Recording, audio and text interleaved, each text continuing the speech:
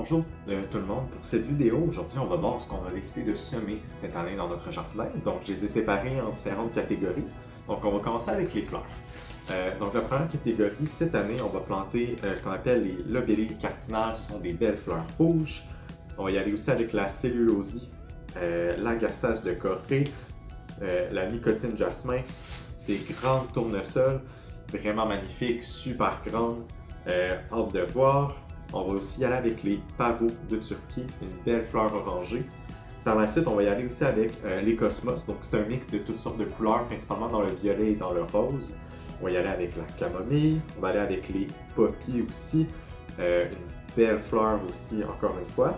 Une découverte de cette année aussi, la monucelle, qui est des belles fleurs vertes qui poussent en grappe. Donc, à première vue, quand on regarde l'emballage, on peut penser que ça ressemble un peu à des chaubourcelles, mais pas du tout, c'est vraiment une fleur qui est verte. Super belle. Et on va finir, bien sûr, avec les marigolds, qui est vraiment un classique à avoir dans son jardin. Par la suite, on va aussi aller avec plusieurs types de carottes. Donc, dans le jardin, ce qui est vraiment le fun, c'est que les carottes peuvent rester très tard dans l'année. Donc, on va y aller avec les carottes Cosmic Purple.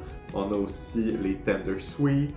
On va avoir le Rainbow Mix, donc toutes sortes de couleurs mises ensemble. On va avoir les Little Finger. Aussi, on va avoir l'Atomic Red et la Autumn King. Donc, ça va vraiment être les différentes carottes qu'on va planter durant toute la saison, donc jusqu'à l'automne.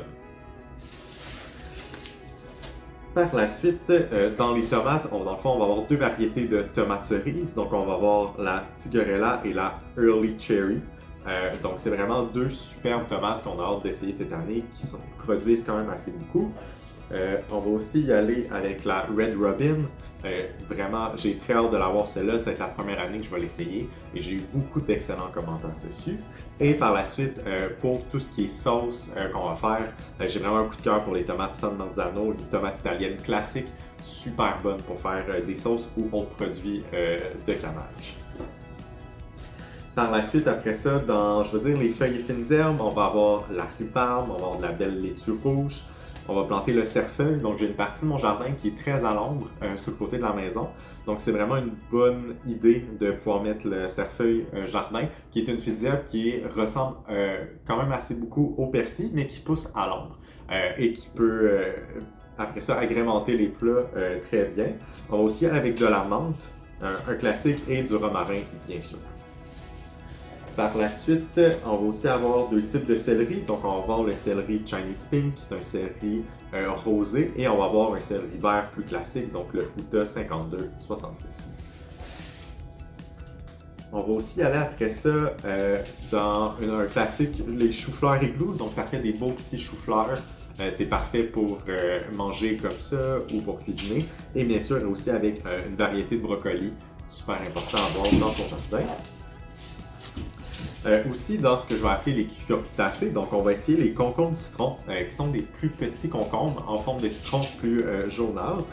Par la suite, on va aller aussi avec la courge Delicata Bio, donc c'est super bon en cuisine. Et une nouveauté que j'essaye cette année aussi, la melon d'eau Blacktail Mountain. Donc on va essayer de faire pousser un melon d'eau ici. J'ai eu des très bons commentaires, il pousse bien au nord aussi celle-ci. Donc à essayer cette année dans le jardin.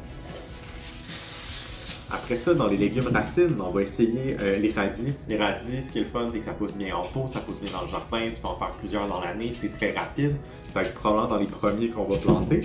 Et on va aussi mettre de la rutabaga, qui est super bon pour la conservation. Ça se conserve très longtemps, donc c'est un légume généralement qu'on va pouvoir manger durant l'hiver, même après l'avoir récolté. Par la suite aussi, et avec ça, on a deux types d'oignons. Donc j'ai un oignon vert Tokyo Long White et aussi les oignons jaunes de Parma. Super bons oignons, je recommande fortement.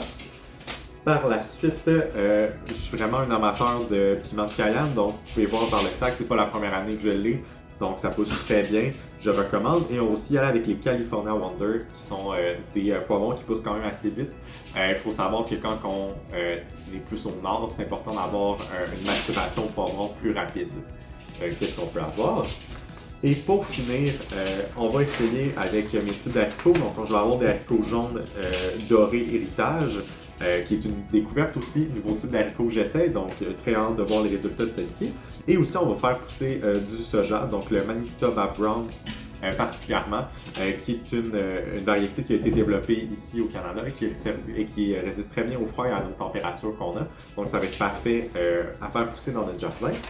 Et pour finir aussi, encore une fois, un essai, un test cette année, j'ai planté du maïs, donc principalement le maïs Abenaki de Calais, qui est un maïs qui est très coloré, qui n'est pas nécessairement un maïs qui est sucré, donc on va pas le manger comme ça, mais on va pouvoir cuisiner avec, donc faire de la farine, faire du popcorn, donc faire plein de sortes de variétés avec ce type de maïs-là.